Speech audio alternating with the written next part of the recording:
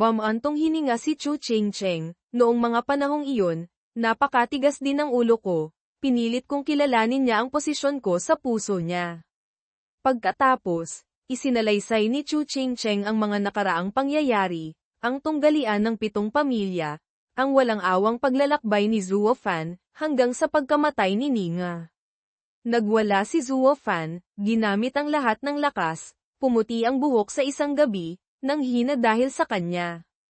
Bawat detalye, tila malinaw na malinaw sa harap ng mga mata.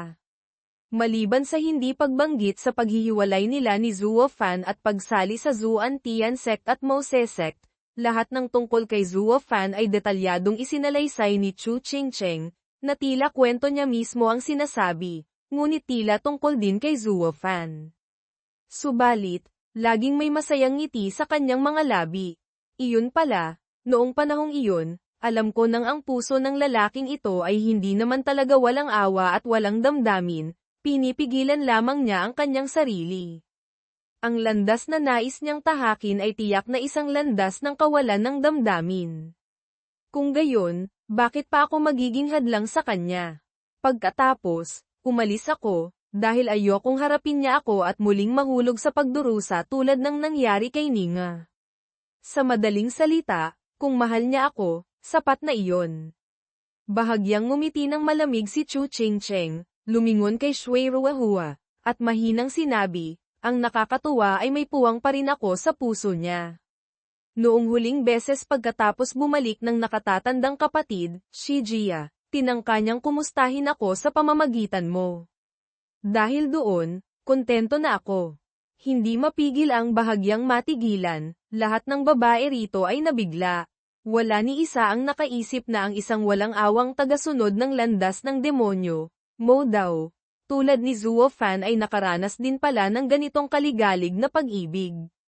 Sa landas na iyon, nang harapin ang kalagayan ni Ninga, hindi siya nagpumilit na kumapit, bagkus, para sa kapakanan ng isa, pinili ang pinakamabuting daan, ang bumitaw. Bigla, naramdaman ng lahat na ang dalawang ito, bagamat magkaiba ang landas na tinatahak, isang matuwid at isang masama, ay magkatulad pala ng pamamaraan. Silang dalawa, anuman ang landas, matuwid na landas, Zing daw, man o landas ng demonyo, ang tunay na walang pagkakaiba, mga tunay na magkaunawaan, Hong Yan Ziji soulmates. Sa sandaling iyon, lamambat ang puso ng mga babae. Halos gusto na nilang pagsamahin agad ang dalawa. Sina Yun Shuang at Yuning naman ay medyo nahiya at napayuko. Kumpara sa pagiging maalalahanin at maunawain ni Chu Chingcheng, napakakaunti ng kanilang pagkaunawa kay Zuo Fan. Kung ganoon, anong karapatan nilang patuloy na damaykit sa kanya? Hindi mapigil ang bumantong hininga, malalim na nagsalita si Zai Tianxiang, ganoon pala. Hindi katakatakang hindi na mapilit si Punong Chu, Luzu, sa batang iyon ngayon. Iyon pala ay naibigay na niya ang buong puso't kaluluwa sa kanya. Gayunpaman, sa ngayon, mukhang naguguluhan pa rin siya. Ano ba ang mas mahalaga, ang kanyang landas ng demonyo, o mas matimbang ang malalim na pagtingin ito? Ito ang buhol sa kanyang puso. Ngunit anuman ang mangyari, umaasa akong malulutas niya agad ang buhol na ito sa puso, at lalong lumakas. Sa gayon, mahahabol ko rin ang layuning ito, patuloy na hahabulin hanggang sa walang hanggan. Bahagyang tumaas ang kilay, ang mga babae ay sabay-sabay na tumingin sa kanya, na may kakaibang tingin sa kanilang mga mata. Lintik, nahuhulog na ba ang loob ninyo? Hindi mapigil ang manginig ang katawan. Tiningnan ni Zai Tianxiang ang kakaibang tingin ng mga babae, nagtataka, bakit? May nasabi ba akong mali kanina? Kasabay nito, sa labas ng maliit na patio ng Zuan Tian sect, sa isang tagong sulok, nakatayo roon ang isang mayabang na anyo, walang iba kundi si Zuo Fan. Mahigit 3 oras na ang nakalipas mula nang pumasok ang tatlo ni Zai Tianxiang, ngunit nakatayo pa rin siya roon at naghihintay. Nais lamang malaman paglabas nila, at itanong ang kasalukuyang kalagayan ni Chu Chingcheng. Bigla, isang ugong ng hangin ang narinig. Ha ha ha, nag-aalala ka ba sa babaeng iyon, ha? Isang itim na anino ang biglang lumitaw, naglalabas ng matanda ngunit pamilyar na boses, kasama pa ang malakas na amoy ng alak. Hindi mapigil ang mabigla at matakot, biglang lumingon si Zuo Fan, at nakita ang matandang may pulang ilong, nakangiting nakatingin sa kanya, walang iba kundi ang matandang si Dan Qingsheng. Hindi mapigil ang matigilan, nagtatakang nagtanong si Zuo Fan, Senior, bakit kayo narito? Ngumiti lang si Dan Qingsheng, hindi direktang sumagot, hey hey hey. Matagal ko nang sinabi, sa kontinenteng ito, kung saan ko man gustong pumunta, walang makakapigil sa akin. Ako ba naman? Naglakad-lakad lang ako sa likuran mo, may angal ka ba? Hindi mapigil ang tumigas ang mukha ni Zuo Fan, hindi mapigil ang tumawa, hindi po maglalakas loob. Maglakad-lakad lang po kayo kung saan nyo gusto. Tiningnan siya ng malalim ni Dan Qingsheng, hindi mapigil ang mag-inat, at pagkatapos ay may pilyong ngiting nagtanong, ano ba itong pag-ibig sa mundo, at pinapangako ng mga tao ang buhay at kamatayan. Bata, kung gusto mo ang dalagitang iyon, sugurin mo na lang at agawin siya pabalik, bakit ka pa nag-aalinlangan? Bahagyang tumaas ang kilay, napabuntong hininga si Zuo Fan sa kanyang puso, napailing na lamang, Senior, huwag po kayong magbiro. Malinaw naman po siguro, dito, wala akong karapatan. Ha, bahagyang tumango si Dan Qingsheng, nagbubulay-bulay, tama ka nga. Bata, masyado kang mapagmahal sa marami. Mayroon ka ng 2 dalagita, ngayon gusto mo pang magdagdag ng isa. Talagang wala kang karapatan. Kundi, ano na lang ang iisipin ng mga single sa mundong ito. Hindi napigil ang kumaibat ang mukha ni Zuo Fan, napilitang sumulyap sa matanda, at bamantong hininga, tinatahak natin ang landas ng demonyo, ang landas ng kawalan ng damdamin, paano tayo pwedeng magkaroon ng damdamin? Tumingala siya sa langit, bamantong hininga, kung talagang magkakaroon ako ng damdamin, hindi lang ako kundi mapapahamak din siya. Paano iyon mangyayari? Isa pa, nagkaroon na ng malinaw na halimbawa noon. Tiningnan siya ng malalim ni Dan Qingsheng, tila sumasang-ayon sa puso, tumango-tango, pagkatapos ay medyo nagtatakang nagtanong, kung ganoon, bakit ka pa nandito at nakatingin? Ang landas ng kawalan ng damdamin ay nangangailangan ng pagputol sa pag-ibig at ugnayan. Ngayon nandito ka pa rin at tinititigan ang silid ng babaeng iyon, hindi ba't pananakit lang iyan sa sarili at sa iba? Hindi mapigil ang bamantong hininga, napailing na lamang si Zuo Fan, tama po kayo, Senior. Ngunit, may mga nangyari na talagang mahirap talikuran. Akong si Zuo Fan, ayokong magkaroon ng utang na loob kan inuman. Dahil kung may kaunti man, mahihirapan akong bayaran ito sa buong buhay ko.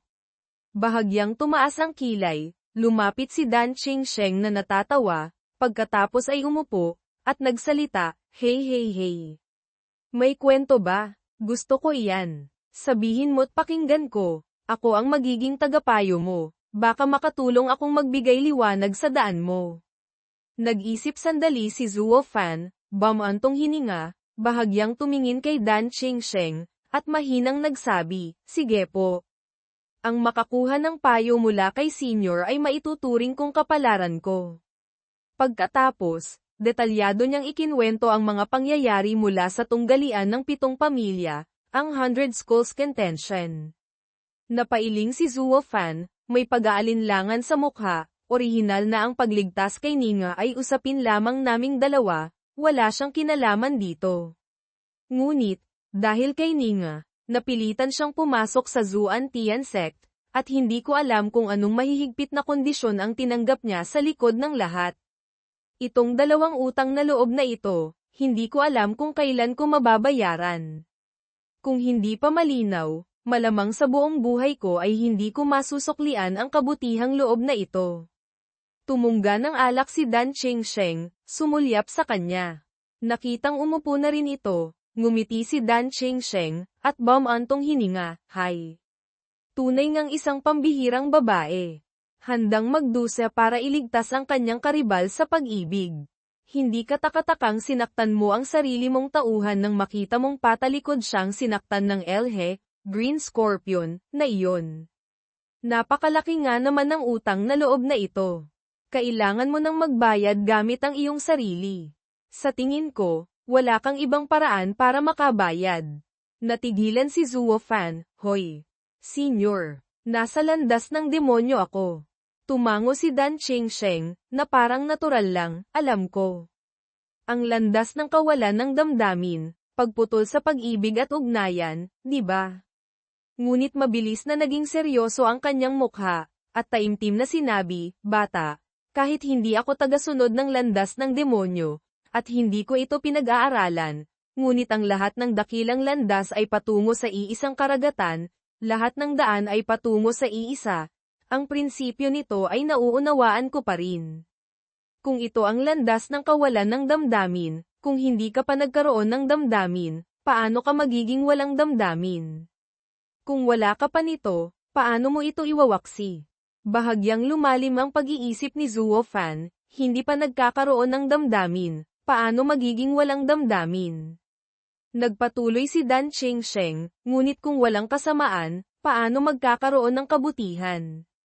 Kung hindi mo naiintindihan kung ano ang kasamaan, paano mo malalaman kung ano ang kabutihan? Katulad din iyan ng sektang iyon ng katwiran ng langit at lupa, Tian Dizing Yizong, araw-araw sumisigaw na mayroong katwiran sa langit at lupa, Tian Dizing Chi, ngunit kung ano ba talaga ang katwiran na iyon, ilan sa kanila ang tunay na nakakaunawa? Tumingala sa langit si Dan Chengsheng at bumantong hininga, dahil lang gumagawa sila ng mga bagay na iba sa landas ng demonyo, itinuturing na nilang matuwid ang sarili nila. Makitid na pag-iisip, kumunat ang noo, sa puso ni Zuo Fan, tila may kaunting kaliwanagan ngunit hindi pa rin malinaw, hindi pa rin malutas, tila may ulap pa ring bumabalot sa kanyang isipan, matagal nang hindi nawawala. Pagkatapos, nagpatuloy si Dan Chengsheng, nga pala, bata, napakaraming dalagita sa paligid mo, ngunit sa dalagitang ito lamang ikaw may espesyal na nararamdaman. Akala ko'y seryoso ka sa kanya. Gayunpaman, pagkatapos marinig ang kwento mo kanina, medyo naguguluhan ako. Itong nararamdaman mo sa dalagitang ito ba'y dahil sa pagkakonsensya, guilt, remorse, o tunay na pag-ibig? Hindi mapigil ang manginig ang kilay. Nag-aalangan ang mukha ni Zuo Fan, at napailing na lamang, ako, hindi ko rin alam.